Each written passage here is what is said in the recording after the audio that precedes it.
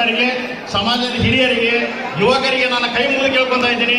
ದಯವಿಟ್ಟು ಎಲ್ಲರೂ ಆ ಹಿಂದೆ ಆಸನದಲ್ಲಿ ಕೂತ್ಕೊಳ್ಬೇಕು. ದಯವಿಟ್ಟು ಯಾರು ಕತ್ತಲವನ್ನು ಮಾಡಬಾರ್ದು.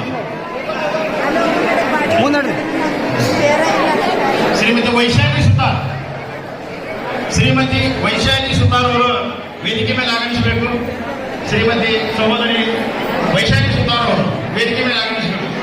ದಯವಿಟ್ಟು ಈ ಭಾಗದ ಹತ್ತಿರ ನಡೆದಿರುವಂತಹ ಯಾವತ್ತೂ ಸಮಾಜದ ನನ್ನ ಬಾಂಧವರಿಗೆ ನಾನು ಕೈ ಮುಗಿದು ಕೇಳ್ಕೊತಾ ಇದ್ದೀನಿ. ದಯವಿಟ್ಟು